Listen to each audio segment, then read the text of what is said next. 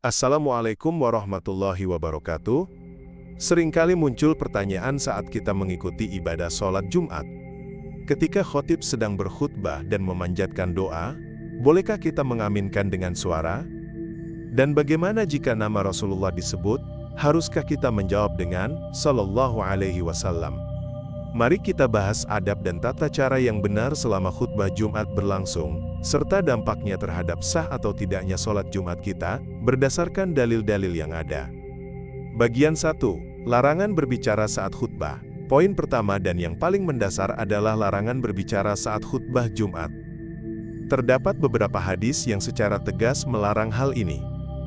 Dalam sebuah riwayat dari Abu Hurairah, Rasulullah SAW bersabda, "Apabila engkau berkata kepada temanmu, diamlah, pada hari Jumat, ketika imam sedang berkhutbah, maka engkau telah melakukan perbuatan sia-sia."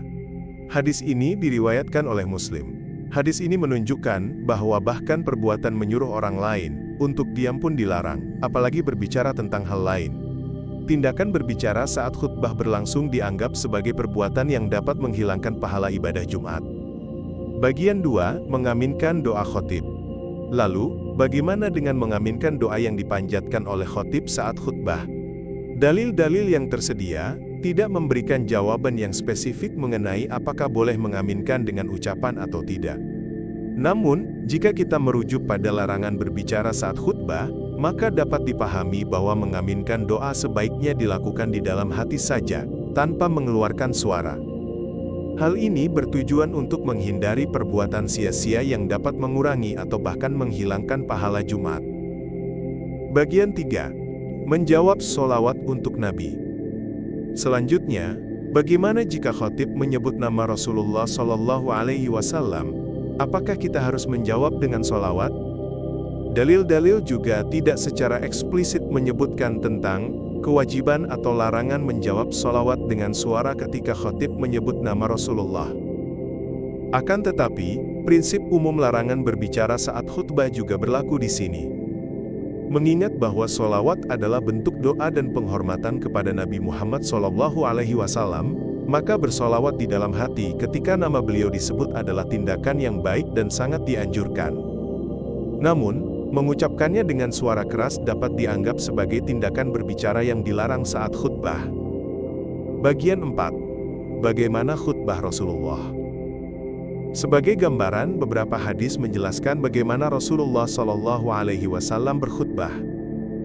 Jabir bin Abdullah meriwayatkan bahwa khutbah Nabi Muhammad SAW biasanya singkat dan sholatnya juga singkat. Beliau berkhutbah sambil berdiri, kemudian duduk sebentar, lalu berdiri lagi untuk melanjutkan khutbah. Dalam khutbahnya, beliau memuji Allah Subhanahu wa Ta'ala, mengingatkan manusia tentang hari kiamat, serta memberikan nasihat penting. Bagian 5. Kesimpulan mengenai pelanggaran dan sahnya sholat. Lantas, apakah berbicara saat khutbah membatalkan sholat Jumat? Melanggar larangan berbicara saat khutbah Jumat dapat mengurangi, bahkan menghilangkan pahala sholat Jumat. Namun, para ulama berbeda pendapat mengenai apakah tindakan tersebut membatalkan sholat itu sendiri. Sebagian ulama berpendapat bahwa sholat Jumat tetap sah, asalkan syarat dan rukun sholat lainnya terpenuhi, meskipun pahalanya berkurang atau hilang. Sebagian ulama lain berpendapat bahwa berbicara saat khutbah dapat membatalkan sholat Jumat jika pembicaraan tersebut panjang dan tidak ada keperluan yang mendesak. Penutup. Sebagai kesimpulan, meskipun tidak ada dalil yang secara tegas melarang mengaminkan doa khotib atau menjawab sholawat dengan suara saat khutbah Jumat, prinsip umum untuk tidak berbicara menunjukkan bahwa sebaiknya kedua tindakan tersebut dilakukan di dalam hati. Hal ini untuk menjaga kesucian dan kekhusyukan ibadah Jumat kita. Menjaga lisan saat khutbah adalah tindakan yang lebih utama. Allahu a'lam bishawab. Demikian pembahasan kita kali ini.